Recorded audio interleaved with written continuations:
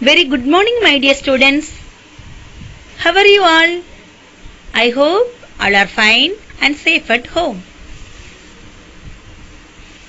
Previous class, we have learnt about characteristics of particles of matter.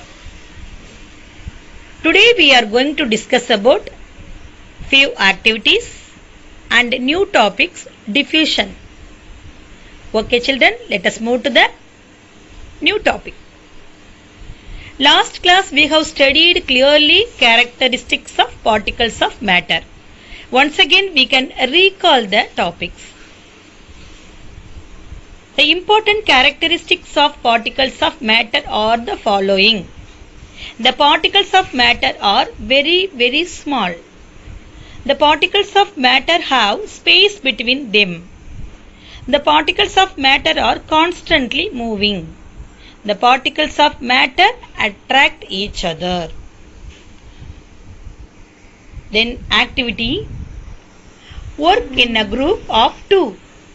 Malar was asked to group some items based on their physical states. This was the table she made. Do you agree with her? Correct the table if you do not agree and submit it to your teacher. Some items are given here in the table. Chalk piece, water, air in a balloon, a river, brick, wind, rain, stone, air, table, steam, lemon juice, smoke and door.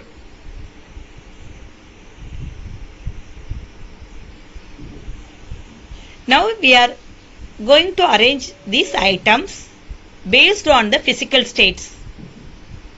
What is the states of matter? You know very well children, yes. Solid, liquid and gas. First we can arrange the solid items. So chalk piece, brick, stone, table, lemon, door. Then liquid. Water, river, rain, lemon juice. Last, we can arrange the gas items. Air in balloon, wind, air, steam and smoke. Okay, diffusion. Let us place a book on a table. Let it not be disturbed. Observe 5 minutes. Now take a glass of water and add just a drop of ink carefully at the center. Do not shake or stir. Now light an incense stick and keep in the one corner of the room. Let us answer the following questions. Did the book move? No.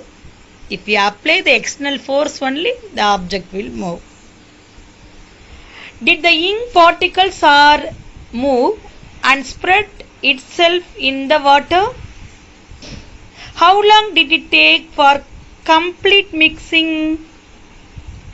Did you get the smell of incense stick from where you are standing in the room? How fast did you get the smell? How did the smell reach you? All these questions we will get answer from diffusion.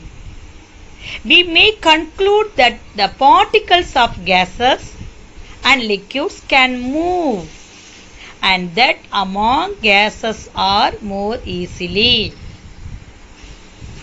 We call this movement as diffusion. Diffusion is tendency of particles to spread out in order to occupy available space. Okay, let us discuss clearly.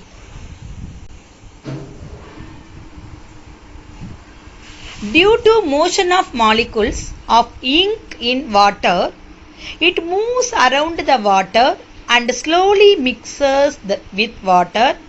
Overall, a diffusion process takes place between the particles of ink and particles of water.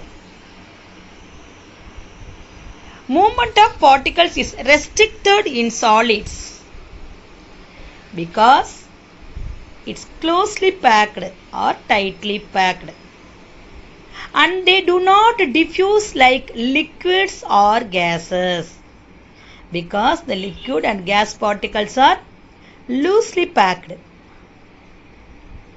Compared to liquid, gas is more loosely packed.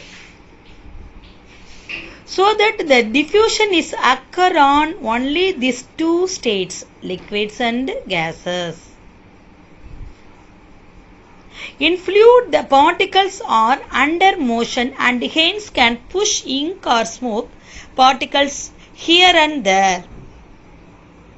When we light an incense stick in one corner of room, its fragrance spread in whole room because of the process involved diffusion. It is because the particles of matter are continuously moving in the air. Its particles vigorously spread and we can smell its fragrance in the whole room. In gases, molecules are far apart from each other as they held by weak van der Waals forces. As a result, they are able to diffuse at a faster rate as compared to liquid and solid. The gases are diffuse at faster rate as compared to liquid and gases because it's more loosely packed. So diffusion occur here nicely. For example, when carbon dioxide diffuses into carbonated drinks, then it shows a diffusion of a gas into liquid. As in liquid, molecules are held close due to the slight more strong intermolecular forces of attraction as compared to gas. As in liquids, molecules are held in close due to slight more strong intermolecular forces of attraction as compared to the gas. Hence, they take a little time to diffuse as compared to gas. In solid, molecules are held tightly together due to strong intermolecular forces of attraction. The molecules are closely packed in solids, so the intermolecular forces of attraction is high. Hence, they take much more time to diffuse as compared to gases. Some solids are diffuse, but not in all. Some solids also diffuse. Diffusion in a process by which two states more diffuse between themselves. Solids have very less diffusion. Liquids have diffusion but less than gas, but more than solid. Gases have greatest diffusion. Liquid atoms are packed more loosely, which allows things to be able to pass through it. Liquid is affected by gravity more than anything. Liquids are always moving due to gravity around it. A gas atom spread out so far you can walk through it without any restriction because the gas molecules are very loosely packed. Gas is not affected by gravity. The gas atoms never stop moving and it never stays in place. It's moving here and there and here.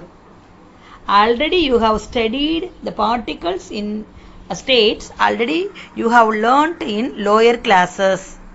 Particles in solid. The diagrams are given here. In solid, the particles are tightly packed with very little space between them. For example, stone.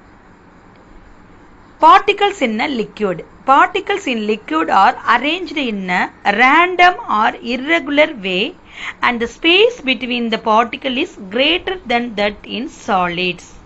Example is water. Particles in a gas. The particles in the gases are arranged far apart, they move freely. For example, air. Then let us move to the activity 4. Lift an uninflated cycle tube, inflate it and lift it again. Is there a change in the weight? Can we see that air has mass? Answer. The weight of the inflated cycle tube is more than the weight of the uninflated cycle tube. So we can say that air is also matter, though we cannot see, but it occupies and also has mass. So the answer is yes. Okay, next test yourself. I am going to ask few questions to you.